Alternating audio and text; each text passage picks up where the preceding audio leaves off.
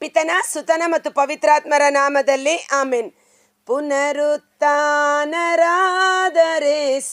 ಹಾಡಿರಿ ಅಲ್ಲೇಲುಯಾ. ಶಾಶ್ವತ ಜೀವ ತಂದರೇಸು ಹಾಡಿರಿ ಅಲ್ಲೇಲುಯಾ. ಅಲ್ಲೇಲುಯಾ ಅಲ್ಲೇಲುಯಾ ಅಲ್ಲೇಲುಯಾ ಅಲ್ಲೇಲುಯಾ. ಪ್ರಭು ಕ್ರಿಸ್ತರಲ್ಲಿ ಆತ್ಮೀಯ ಸಹೋದರ ಸಹೋದರಿಯರೇ, ನಿಮ್ಮೆಲ್ಲರಿಗೂ ಪುನರುತ್ಥಾನ ಹಬ್ಬದ ಶುಭಾಶಯಗಳು. ಪ್ರಭು ಯೇಸು ಕ್ರಿಸ್ತರ ಪುನರುತ್ಥಾನದ ಹಬ್ಬದ ಸ್ಮರಣೀಯ ದಿನವನ್ನು ಆಡಂಬರದಿಂದ ನಾವೀಗ ಕೊಂಡಾಡಿ ಆಚರಣೆ ಮಾಡಿದ್ದೇವೆ. ಈ ವಾರವಿಡೀ ಆ ಪುನರುತ್ಥಾನದ ಕೆಲವು ಘಟನೆಗಳನ್ನು ಕುರಿತು ಧ್ಯಾನಿಸುತ್ತಾ ಅದರ ಆಶೀರ್ವಾದವನ್ನು ಅಭಿಷೇಕವನ್ನು ನಾವು ಹೊಂದಿಕೊಳ್ಳೋಣ. ತದನಂತರ ಯೇಸು ರಕ್ತದ ಭಾಗವನ್ನು ಮುಂದುವರಿಸುತ್ತೇನೆ. ಓಕೆ, ಮತ್ತಾಯನು ಬರೆದ ಶುಭ ಸಂದೇಶ 28ನೇ ಅಧ್ಯಾಯ ವಚನ 5. ಆಗ ದೂತನು ಆ ಮಹಿಳೆಯರಿಗೆ, ಹೆದರಬೇಡಿರಿ, ಶಿಲುಬೆಗೇರಿಸಿದ ಯೇಸುವನ್ನು ನೀವು ಹುಡುಕುತ್ತಿದ್ದೀರೆಂದು ನಾನು ಬಲ್ಲೆ.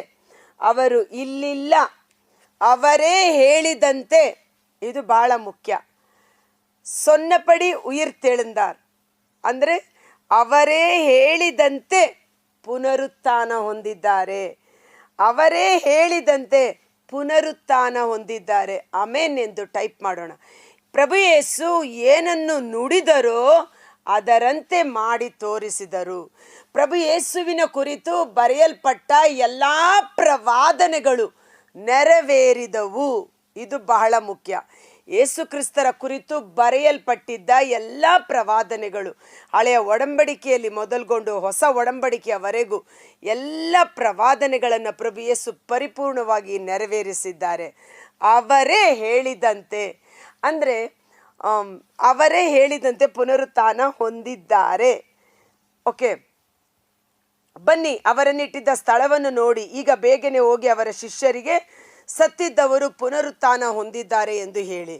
ಅವರೇ ಹೇಳಿದಂತೆ ಪುನರುತ್ಥಾನ ಹೊಂದಿದ್ದಾರೆ. ಪ್ರಭು ಯೇಸು ಎಲ್ಲಿ ಹೇಳಿದರು?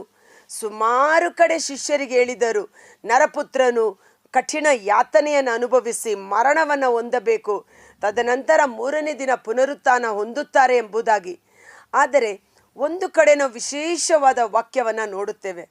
ಅದೇನೆಂದರೆ ಯೇಸು ಸ್ವಂತ ಇಚ್ಛೆಯಿಂದ ತಮ್ಮನ್ನು ಶಿಲುಬೆಯ ಮರಣಕ್ಕೆ ಒಪ್ಪಿಸಿಕೊಟ್ಟರು. ಅವರಿಗೆ ವಿಶ್ವಾಸವಿತ್ತು, ಅಗಾಧವಾದ ವಿಶ್ವಾಸ, ಗಾಢವಾದ ವಿಶ್ವಾಸ, ತಂದೆ ದೇವರ ವಾಕ್ಯದ ಮೇಲೆ ವಿಶ್ವಾಸ. 3ನೆಯ ದಿನ ನಾನು ಮತ್ತೆ ಜೀವಕ್ಕೆ ಬಿಸಲ್ಪಡುತ್ತೇನೆ ಎಂಬುದಾಗಿ. ಹಾಗಾದರೆ